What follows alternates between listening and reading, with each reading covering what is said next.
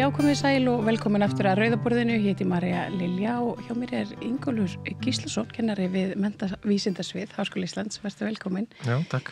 Við erum hingað komin til þess að ræða ástandið á Gaza en í morgun barst fregnir að Ísraels stjórn hafi samþykkt að innlima Gaza svæðið. Hvað þýðir þetta innlima, Ingólfur? Já, væntanlega ætlaðir þá að gera svæðið að hluta af Ísrael, reynilega. Bara þetta tilheyri núna Ísrael. Og já, það sem kemur fyrst upp í hugan hjá mér sko að þetta svona kannski að kvöldi 7.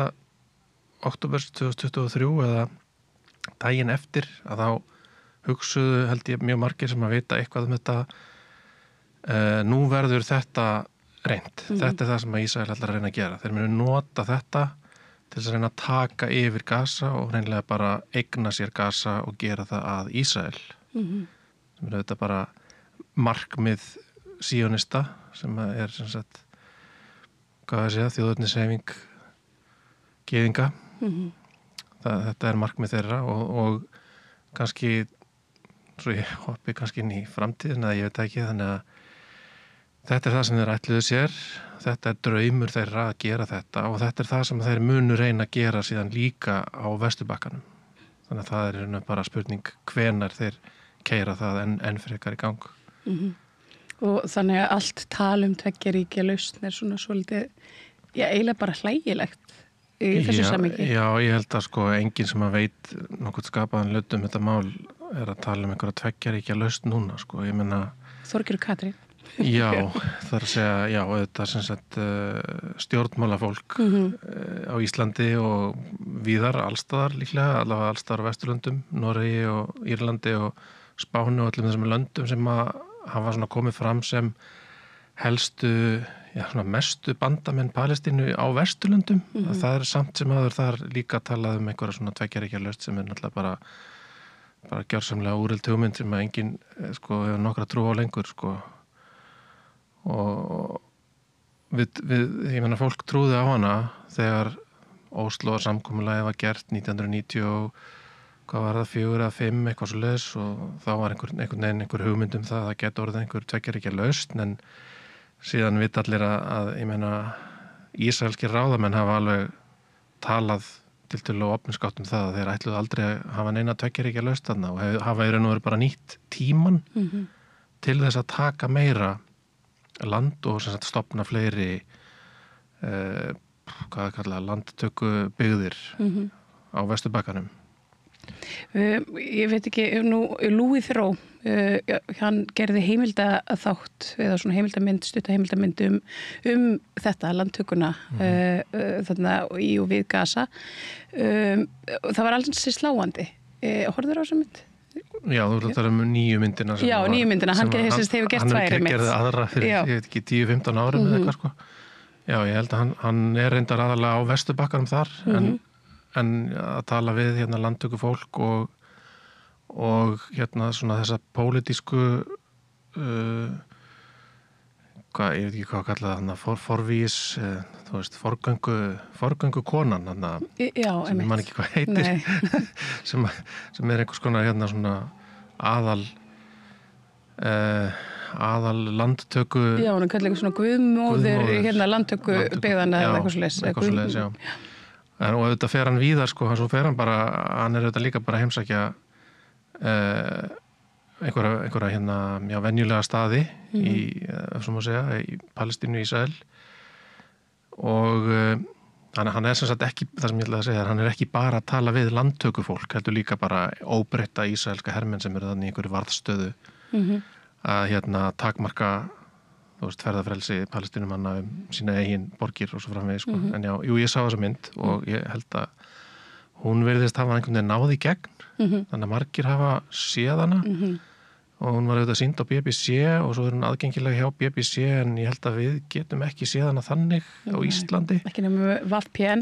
Já, ef fólk nota VPN eða einhver svona trikk og svo hefur hún auðvitað verið dreift mikið á hérna Twitter og YouTube linkar sem að svona stundum renna út en fólk getur líklega að leita að þessu en hérna eitt sem athyglisvert við þetta að þessi mynd, sko, hún er einhvern veginn í gegn og margir að tala um hana og hún auðvitað gerð af, þú veist, einum af okkur, gerð af hvítum kalli á Bretlandi, hún talar ensku og einhvern veginn svona okkar fulltrúi og það svona þurfi alltaf svona einhverja hvíta mannesku til þess að fara þangað og þá erum við tilbúin til að trúa. En það hafa verið gerðar fjölda margar heimildarmyndir og leiknarmyndir sem að lýsa þessu ástandi og það er meðal eftir palestínumenn og með palestínumenn í svona aðal hlutverki og palestínumenn sem að segja söguna og það næri aldrei alveg sama flugi, sko.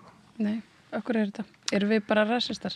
Við erum líklega rasistar á einhvern hátt og kannski á einhvern svona náttúrulegan hátt þá sjáum við okkur meira svona sem í þessu hlutverki sem aðkomu manns þarna frekar heldur en að við samsömum okkur þeim sem eiga heima þarna, ég veit það ekki. En já, svo er áhugavert líka að BBC sem að þessi mynd sýnd á BBC og BBC var líka með aðra mynd sem að var sýnd í febrúar sem að færri sáu, en það var hún tekin úr birtingu mjög fljótlega eftir hún var birt upphaflega og hún heitir Gaza How to Survive a War Zone var sýnd í febrúar 2025 og svo var hann afturkölluð vegna þess að sögumaður myndarinnar eða barn sem var fylgt eftir 13 ára strákur hann var sett sonur aðstöður landbúnaðarráðherra í stjórn Hamas og þetta þótti algjörlega ótækt að þarna væri komin einhver svona tengsl við Hamas sem að hafa ekkert að gera með neitt, sko, og það var ekkert í innihaldi myndarinnar sem að hefur á nokkurn nátt verið véfengt eða neitt svoleiðis. En hún var tekin úr birtingu eftir nokkra daga og hefur ekki komið aftur. Og bara... Hún er bara horfin. Hún er, þú veist, það er auðvitað hægt að finna hana ef að fólk vil, sko. En hún er úr opinberri birtingu. Það búið til mótmæla á morgun í fyrramálið við stjórnarráðsfund þar sem að hreinlega verið það og enn eitt skiptið verið að hvetja íslensk stjórnvöld til þess að bregðast eitthvað neginn við, gera eitthvað meira heldur en að bíða eftir að Ísrael sjá að sér svona eins og Þorgerður Katrín orðaði það nú síðast. Sko, Birta, ég meina virkar þetta eitthvað, þessi mótmæli? Þessi mótmæli, já. Nú segi ég þetta sem manneskja sem hefur mætt á mótmæli núna í allan annan tíma og marg kom með þetta, svona mótmæla þreytu. Já, ég get ekki almennilega að svara þessu, náttúrulega fyrir mig persónulega þá líður mig kannski eins og þér að þetta verðist ekki skipta neinu máli, sko. Það er ekkert hlustað, það er búið að ákveða að það verði ekkert gert í þessu og það skiptir ekki nokkur máli hvað neitt gerir. Þú veist, og svo er þetta svona í annari mynd kannski með svona undirskriftasafnanir sem að maður hefur séð margar og þú veist, fyrir ári þá náðum við að safna meir en 10.000 undirskriftum það að Ísland ætti að styðja kæru Suður Afríku fyrir alþjóðadómstólnum vegna þjóðamorðs og það náðust að ég held líka 10.000 eða meira fyrir gegnþáttöku Íslands í Eurovision nema Ísrael vikið úr keppni en núna ná sambærilega safnanir miklu færri undirskriftum og ég held að sé bara vegna þess að fólk sér að það skiptir engum máli hvað margir skrifa undir einhverjar undirskriftasafnanir, það mun ekki breyta nokkurn skapaðan hlut, sko. Og þannig að já, ég reynilega veit það ekki. Nei, maður er svona svolítið, maður líður svona eins og hrópandarum með yfirmerkin einhvern veginn. Það er svona, en einhvern veginn getur ekki látið að vera að standa með fólkinu Gaza og við sem kannski erum mikið inn í þessum málum, erum í samskiptum við fólk á Gaza. Ég myndi mér að þú talir við fólk þaðan. Ég hef gert það, já. Já, og það er óbúslega erfitt. Það því að það er ótrúlega erfitt einhvern veginn að vera með mannesku fyrir fram að sig í gegnum tölvuskjáin að reyna að útskýra fyrir þeim að mann standi ekki á sama en samt einhvern veginn líður þeim eins og þau séu einu í heiminum og það stiði enginn og það er í rauninni þannig. En hvað heldurðu að þetta muni þýða núna þegar að þessi innlimunar aðgerð sem að Netanyahu reyndar segir að sé aðgerðar áætlun Trump, hann sé að fylgja henni eftir. Hvað muni þetta þýða fyrir allt þetta fólk? Já, nú þarf kannski að segja að við sjáum þetta ekki alveg fyrir nákvæmlega hvernig þetta þróast, sko. Nei. Ég meina þeir vilja að fólk fari sjálfviljugt út af Gaza? Já, það er einhver lagatæknileg eitthvað mjög mikilvægt lagatæknilegt atriði að þeir geti á einhvern nátt haldið því fram að fólk fari sjálfviljugt. En ég held að það muni samt aldrei standast á nokkuð nátt því að ég meina hvernig þetta að fólk sé að fara sjálfviljugt, það er búið að sprengja það er búið að sprengja allt og eyðileggja allt og nú megið þið fara eða viljið eða þið verið drepin, ég meina þú veist, þetta er náttúrulega bara fáránlegt, sko, en ég meina við vitum ekki hvort eða hvernig þetta myndi verða framkvæmt og talsmenn, svo ég veit nú í talsmenn Hamas segja að þetta bara mun ekki verða raunveruleika og þeir séu ennþá að berjast þó að það séu þetta kannski orðið mjög vonlítil barátta. Já, og verðist vera líka að það er komin svona ákveðin klofning, sko, í sko baráttuna, Hamas hreyfinguna sem var þessi saminaði uppreisnar vængur, sko, undir hatti Hamas og nú er mikið af uppreisna fólki sem ekki vill kenna sig við Hamas, það eru komið svona reiði í garð Hamas og svona, og þannig að það eru komin svona innbyrðisdeilur sem er auðvitað við búið þegar fólki er stilt svona bara uppi vegg. Já, en ég held sko að ég meina það hefur aldrei verið sameinað. Ég meina, palestínumenn hafa mismunandi skoðanir á alls konar hlutum og Hamas unnu vissulega kosningar þarna 2006 ef ég man rétt en það var ekki með neinum gríðarlegum yfirbörðum og það eru önnur sjónarmið og aðri flokkar en það sem hefur sameinað palestínumenn á Gaza er þetta bara andspyrnan gegn Ísrael sem að er eitthvað sem allir eru sammálum, sko. Svo eru þetta að sjálfsögðu mjög margir sem að vilja einfallega bjarga lífi sínu og sinna og það er að leiðandi þetta kannski bara vilja gefast upp hreinlega til þess að bjarga lífi sínu og Ísrael hefur þetta verið að leita fyrir sér það að það verður hvort að vera hægt að senda palestínumenn í, þú veist, til Egyptalands eða eitthvað annað, Jórdaníu eða, ég meina, ég veit ekki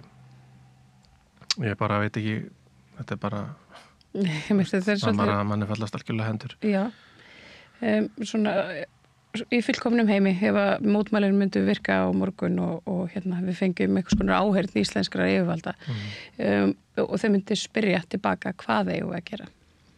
Hvað eigum við að gera?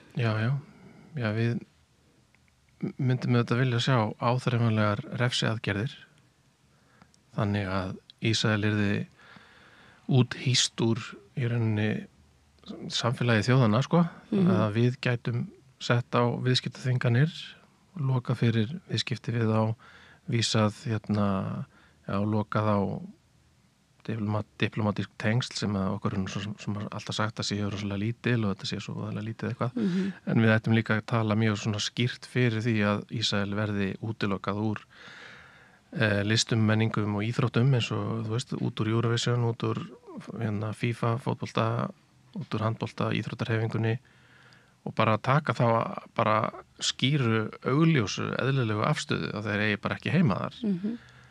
Annars var nú gert við Rússland. Já, ég meina þetta var gert við Rússland bara daginn eftir þessa innrás í Úkraínu og þetta er svona fyrirmyndin er auðvitað baráttan gegn aðskilnaðarstefnunni í Suður-Afríku líka þar sem að Suður-Afríka var útilokuð frá viðskiptum og þessum menningum og íþróttum og fleiri, sko.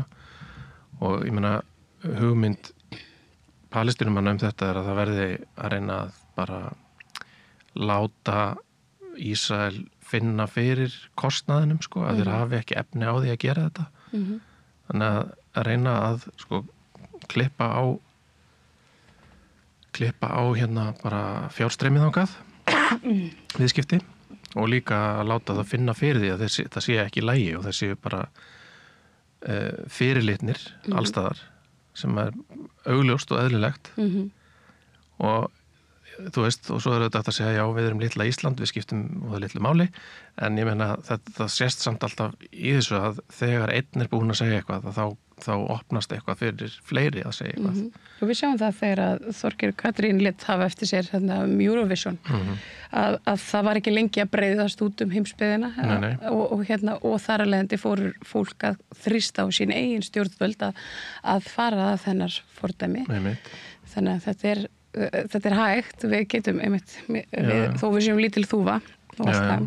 Það er bara í þessu eins og öllu að þú veist að við gerum það sem við getum. Ég meina við erum ekki, ég er ekki forseti Bandaríkjanna, hef ekki þess konar völd en ég verð að gera það sem ég get. Og þetta er bara eins og okkur líka sagt að kjósa á kjördegi, en eitt atkvæði er ekki mjög mikið, en þú ferð samt og kýst. Það er hugmyndin þannig að við eigum að gera það sem við getum gert. Já, ég er alveg sammála því. En það er hungursneið á Gaza, einhverja tölur sá ég bara núna í morgunum að 290.000 börn undir 9 ára aldri eða eitthvað væru í raun dauðvona, bara svo við orðum það bara svona beint út. Þau væru bara hungurmorða, ofboðslega veik og veikburða og maður velti fyrir sér hvað verður þessi börn til dæmis þegar krafan er núna að Gazabúar flytji sér allir suður. Nú er þetta fólk sem býr við þannig aðstæður að það er búið að sprengja allt. Það er engin vegir, það er ekkert. Það er farið að hitna ansi vel í veðri. Það er orðið heitt og það er lítið vatn, lítið sem ekkert. Og hvað hvað, þú veist, er þetta fólk ekki bara að fara að deyja? Er þetta ekki bara svolítið þannig? Ef að enginn grípur í taumana þá erum við bara að fara að horfa á það bara þjóðarmorð, hreinlega. Já, það er bara hætt við því, já. Væntanlega í stór hluti. Já. Sem er auðvitað hryllilegt einhvern veginn að í svona upplýstu nútíma samfélagi þá hefum við alla þessa vitneskju en einhvern veginn enginn gerir neitt. Þetta er svolítið svona, gerir mann svolítið, ég veit það ekki, kannski bara svona stúm. Já, ég meina, maður segir bara, já, maður talar og talar, en samt er það sem að kemur fyrst upp í hugan oft bara, ég er algjörlega orðlaus, ég get ekki, það er ekkert sem nær utan þetta, sko. Bara ekki neitt, sko. Og en já, ég menna þetta er bara að gerast og þetta er bara með fullum stuðningi okkar bandalagsþjóða sem að okkar utanríkisráðherra þreytist ekki á að tala að séu okkar góðu bandamenn og þar er bara stefnan þetta á að gerast og já. Það er bara algjörlega ómögulegt að segja eitthvað neinn og svona spá til framhaldið en maður getur samt ímynda sér svona miðað við þær upplýsingar sem við höfum að þetta sé ákveðin svona loka hnykkur í þjóðarmorðinu. Já. Þetta er loka lausn eins og þeir kalluðu það nasistarnir. Final solution í því að já, þannig að vandamál Ísraels er að það er fólk á Gaza og þeir eru að fara að leysa það með því að koma þeim öllum út eða drepa það skiptir þá ekki máli, sko. Og já, ég meina þetta er löngu komið fram yfir allt svona að tala svona þjóðarmorð. Ég meina þjóðarmorð gengur út á að tortíma samfélagi sem slíku og það er búið, sko. Það er ekki inn í þeirri skilgreiningu að það þurfa að drepa hvern einasta mann, sko. Og það má alveg segja, þú veist, ég meina eins og þeir sem að verja Ísrael tala oft sko, að já, þeir eru nú ekkert búin að drepa alla og þú veist, það er ekki markmiðið. Nei, ég meina, eins og ég segi, þeim er alveg sama þóttir fari bara, en þeir hafa ekkert að fara, þeir búa þarna og það er algjörlega viðurstykkileg og ólögleg hugmynd að það sé hægt að fara bara inn í land og segja öllum að fara eða deyja. Já, einmitt ólögleg. Alþjóðaglæpa dómstóllinn gaf Ísrael aðeins lengri frest. Já, þú ert að tala að þeir fengu, þetta var í málinu hjá Suður Afríku. Já, bara núna fyrir, þetta svona 2 vikur. Þannig að það fengi einhvern lengri frest til þess að svara einhverju. En það er náttúrulega bara, sko, alþjóða dómstóllinn er búin að úrskurða fyrir löngu síðan að það sé líklegt að Ísrael sé að fremja þjóðarmorð, sko, eða að það sé plausible að Palestínumenn eigi rétt á vernd frá þjóðarmorði, þú veist, þetta er einhverjum svona lagabókstaf, sko, og búið að segja fyrir að þeir verðið að hætta að drepa fólk, þeir verðið að hætta þessu. Þetta hefur allt verið grafið niður hérna af okkar fjölmiðlum og búin til eitthvað svona, já, þetta sé nú ekki lagalega bindandi og þetta sé allt sem hann voða svona eitthvað loftkent, sko, en það, ég meina, þetta er alveg skýr fyrirmæli og svo eru þetta málið sjálft þjóðarmorð, því eru þetta alls ekki lokið, því að þetta var bara svona bráðabirða úrskurður. Svo er málið með þjóðarmorðið sem er, held ég, það er í því sem að held ég hafa fengið frest til þess að skilja einhver einn, sko. Já, til þess að svona að afsanna í rauninni að þetta væri þjóðarmorð. En ég bara nú, þú veist, svo er alltaf spurning hvað á að leggja mikið upp úr þessu dómstóla lagakerfi öllu, að því að þú veist, það hefur náttúrulega sýnt sig að það verndar það ekki Palestínumenn eða örugglega verndar engan, sko, nema bara vesturveldin sem að beita þessu svona selektíft bara þegar þeim hendar, þá er mjög gott að geta talað alþjóðalög og alþjóðadómstóla, en þegar það hendar ekki þá er það bara, þá gefið það bara skít í það og hérna, já, ég man ekki alveg hvað ég var að tala um. Nei, en að því að það kemur fyrir að því að þú myndist þetta á fjölmiðla og fjölmiðlan okkar hérna, hvernig finnst þér fjölmiðlar hafa sinnt þessu? Ég hef orðið fyrir miklum vonbrigðum og ég er, sem sagt, já, það er kannski komið 1,5 ár síðan ég bara hætti eiginlega bara algjörlega að hlusta á fréttir eins og í RÚV og svoleiðis, sko, því að það sem var sagt þar var alltaf bara tóm vitleysa og ég var fyrir miklum vonbrigðum vegna þess að ég er svo gamall að ég man eftir því þegar hérna var innrás í Írak 2003 og aðdragandi þess, það var sem sagt langur aðdragandi þess að Bandaríkjamenn voru að hérna reyna að búa til svona réttlætingu fyrir þessar innrás og héldu því fram þær hefðu sannanir fyrir einhverjum hérna weapons of mass destruction, hvað sem það nú er, einhver vopn og ýmislegt fleira, en þá var, sko, fréttastofa Ríkisútvarpsins með ákveðna svona gagnrýna sýn og lét þetta einhvern veginn ekki bara renni í gegn eins og bara þetta sé,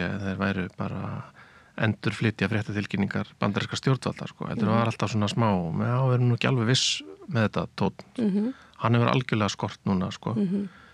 Og í raun og veru bara, já, og mjög skrítið og þú veist, og ég hef fylgst með þessu málið dálítið lengi, þannig frá hérna 9. áratugnum og það hefur tekist stundum að fá fram svona einhverja meðvitaða fréttamennsku eða hvað maður á að kalla það. Það sem að til dæmis einhver tíman var gert hérna í því að einhver tíman var landránsfólkið, the settlers, kallað hérna landnemar í íslenskum fréttum alltaf.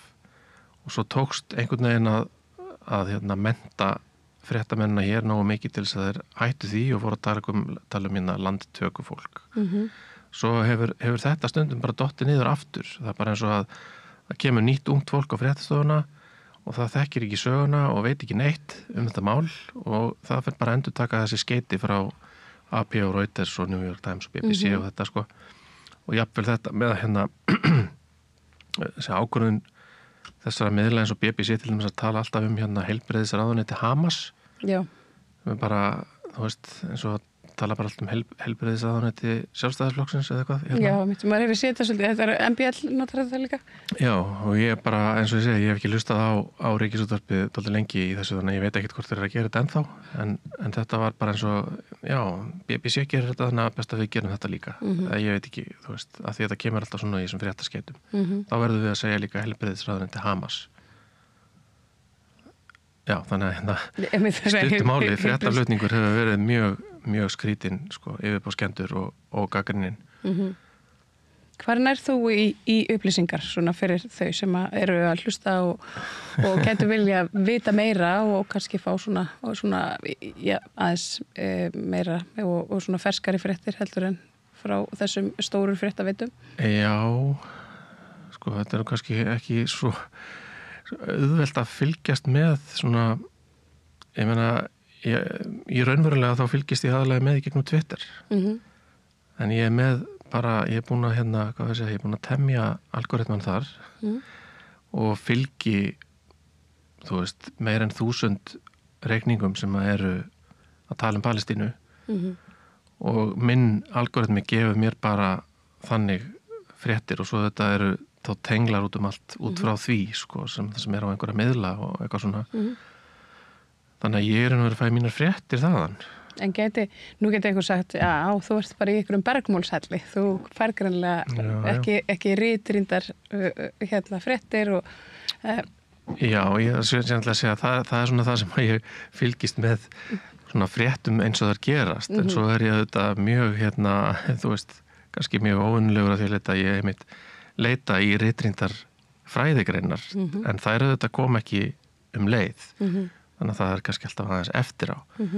En það eru til fræðileg tímarit eins og Journal of Palestine Studies og Middle East Critique og það eru fleiri tímarit og svo er þetta hægt að fylgjast með á Electronic Intifada sem er fréttastöð sem að kannski einhverju þekkja og auðvitað ef að fólk vill fylgjast með í rauntíma þá er Al Jazeera með oft þokkalega umfjöllun, sko. Og svo hlusta ég á podcast sem heitir Makdisi Street sem er sennilega besta upplýsingaveitan þetta mál, það sem eru 3 fræðimenn sem eru með þetta, þeir eru allir bræður, heita Makdisi að eftirnafni og þeir eru að fá alls konar fræðimenn aðalega og reyndar og stjórnmála, þess að fólk sem er tengt stjórnmálabaráttunni þannig að þannig að ég er að lesa þetta og svona og fylgjast með þessum podcastum. Já, og svo þetta tala maður við Palestínu fólk og fólki og bara sem er aktúelt í þjóðamorðinu. Það er eitt sem að nú hafa íslensk stjórnvöld, þau hafa sagt upp þjónustusamningi við IOM og þetta þýðir að það Palestínufólk sem hér er á landi og hefur fengið samþykkt fjölskyldusameiningu og á fjölskyldurinn á Gaza, það er engin leið fyrir þau að ná í sitt fólk.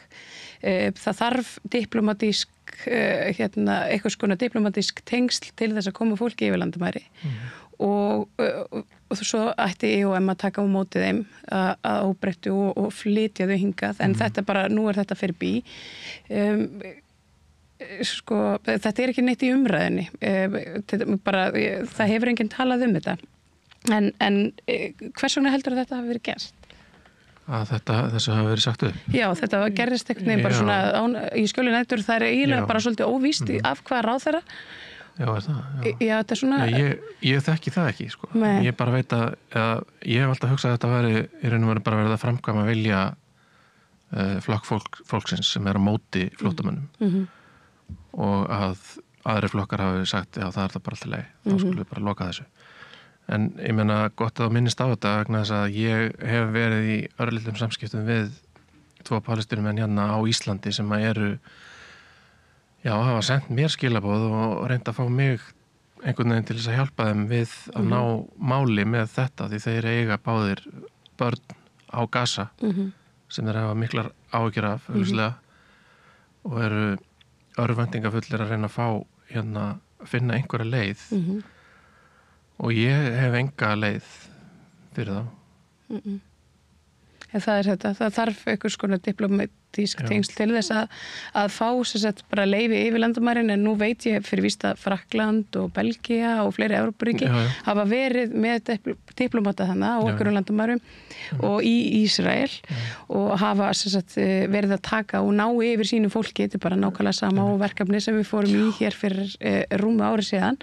Það hefur ekkert breyst í þessu efnum, þetta er einhvern veginn og núna er þetta orðið erfiðara því að í rauninni það sem að við gerðum þegar við fórum út var að við settum svo fólki, við vorum bara þjónuðum sem þessi milliliður, sko, því að það vantaði diplomatísku tengsli. Þannig að við settum svo fólkið í hendurnar á EOM sem að var svo í samskiptum við íslensku stjórnvöld við að koma fólkinu heim. En nú er það bara farið. Já. Þannig að þetta er skrýtni tímar. Já, þetta er alveg gjörsamlega óskiljanlegt, sko. Því að þetta er auðvitað ekki margt fólk, sko. Nei, það er nefnilega málið, þetta er ekki margt fólk. Og augljóslega er þetta fólk sem bara bíður dauðans og börn, sko. Og samt er eins og þetta skipti engu máli. En ég veit að það er verið að reyna, fólk er að reyna að þrýsta eitthvað á stjórnmálafólk hér að gera eitthvað í akkurat þessu máli, sko. Til að reyna að fá þessi börn heim. En það verið samt ekkert, ég veit ekki til þess að sé neitt að gerast, sko. Nei, það hefur ekki gengið að fá áheyrnir á þeirra, hvorki utanríkis né dómsmála, bara svo það sé á hreinu hér. Við höfum allavega reynt, ég veit að Solaris hafa reynt og Nóbortes og fleiri hópar, einstaklingar jafnvel, og það hefur ekki gengið upp. Ingólfur Gíslason, þakka kærlega fyrir að líta hér inn við rauðaborðið. Það var gott að tala við þig og við bara verðum, fáum kannski að heyri þér aftur þegar svona eitthvað meira kemur í ljós með þessa innlimun. Takk fyrir. Og tók ég við því að það er meira hér að handa við auglýsingar. Samlokubrauð, maltbrauð, tékkneskt-brauð, súrdeigsbrauð, brauð ársins, Bernhöfts bakari, íslenskt handverk síðan 1834.